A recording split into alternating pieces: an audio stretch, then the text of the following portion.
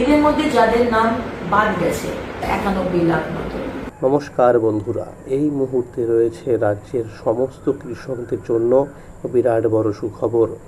আপনি যদি একজন কৃষক হয়ে থাকেন তাহলে এই মুহূর্তে রয়েছে আপনার জন্য দুর্দান্ত সুসংবাদ। অন্নপূর্ণা ভাণ্ডার, বিধবা ভাতা, প্রতিবন্ধী ভাতা এবং বার্ধক্য ভাতার আর্থিক সহায়তা দেওয়া শুরু হয়ে গেলেও কৃষকদের জন্য এখনও কোনো রকম আর্থিক সহায়তা দেওয়া শুরু হয়নি। তাহলে কৃষকদের আর্থিক সহায়তা কবে থেকে দেওয়া হবে? কী নিয়মে টাকা দেওয়া হবে? কারা কারা এই টাকা পাবে? কারা কারা এই টাকা পাবে না? টাকা পেতে হলে কি করতে হবে? সমস্ত বিষয় নিয়ে সঠিক আপডেট জানানো হয়েছে আজকের এই গুরুত্বপূর্ণ ভিডিওটির মাধ্যমে। তাই ভিডিওটি সম্পূর্ণ দেখুন এবং সম্পূর্ণ দেখলে জানতে পারবেন অনেক কিছু আপডেট। তাহলে এবার দেখে নেওয়া যাক কী বলা হয়েছে আজকের এই রিপোর্টে। অবশেষে আজ থেকে শুরু হলো নতুন প্রকল্প, নতুন নিয়মে টাকা ছাড়বে। মুখ্যমন্ত্রী শুভেন্দু অধিকারী দায়িত্ব গ্রহণের পর 11ই মে এক সরকারি সভায় জানিয়েছিলেন যে আগের সরকারের কোনো সামাজিক প্রকল্প বন্ধ করা হবে না, তবে প্রয়োজন অনুযায়ী প্রকল্পগুলির নাম পরিবর্তন করা হতে পারে এবং আর্থিক সহায়তার পরিমাণও বৃদ্ধি করা হতে পারে।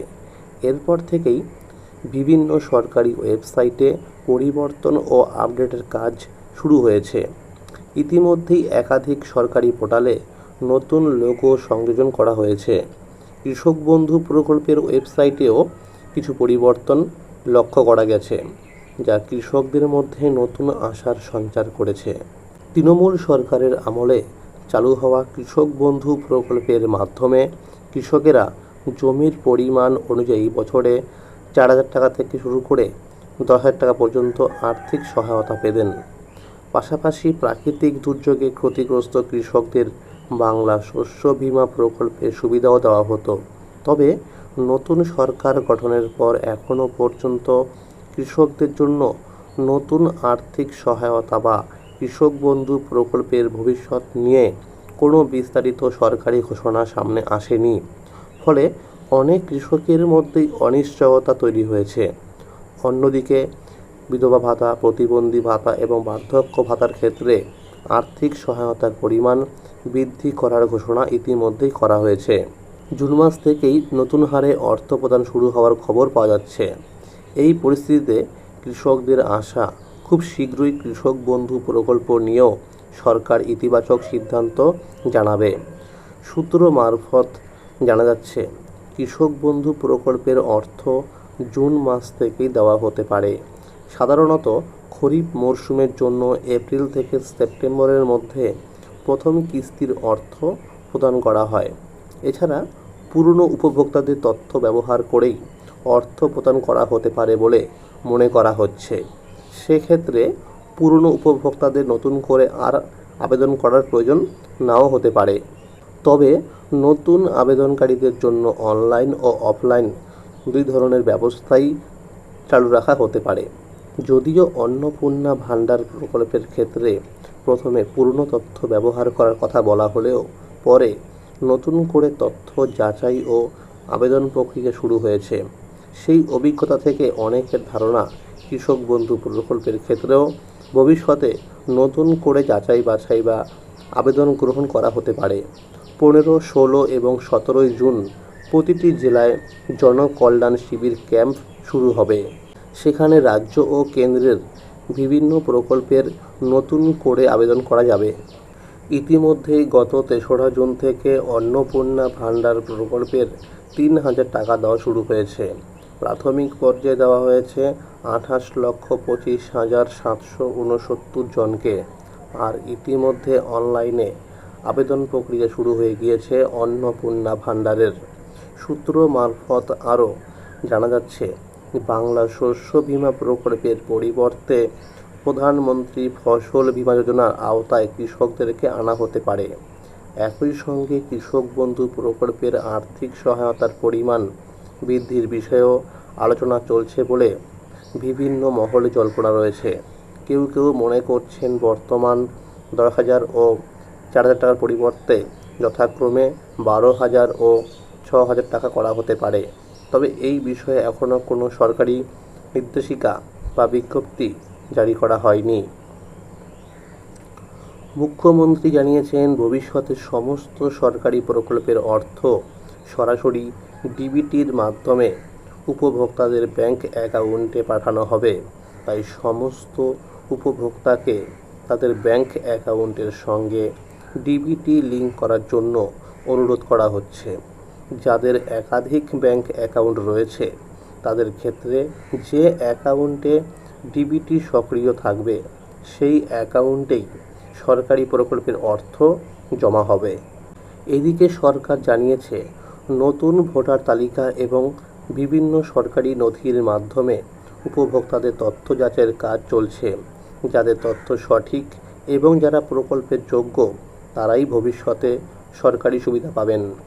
একই সঙ্গে মৃত উপভোক্তাদের নামও তালিকা থেকে বাদ দেওয়া হবে বলে সরকার জানিয়েছে। কৃষক বন্ধু প্রকল্পের ওয়েবসাইটেও আগামী দিনে নতুন আপডেট যুক্ত হতে পারে বলে জানা যাচ্ছে।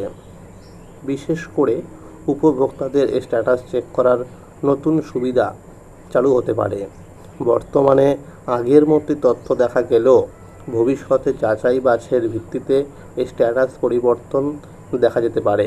তবে এই বিষয়ে সরকারিভাবে কোনো ঘোষণা এখনও করা হয়নি। তো বন্ধুরা, এই মুহূর্তে কৃষক বন্ধু প্রকল্পের যে অফিসিয়াল ওয়েবসাইট রয়েছে সেখানে কিন্তু এই স্ট্যাটাস চেক করলে আগের মতোই কিন্তু সব দেখাচ্ছে। তো ভেরিফিকেশন হওয়ার পরে এই ওয়েবসাইটে কিন্তু আরও নতুন আপডেট আসতে পারে। অর্থাৎ কোন কোন কৃষকদের নাম বাদ দেওয়া হয়েছে বা কাদের টাকা দেওয়া হবে সেই বিষয়ে কিন্তু স্ট্যাটাস আসতে পারে। তবে এই বিষয়ে সরকারিভাবে কোনো ঘোষণা এখনও করা হয়নি।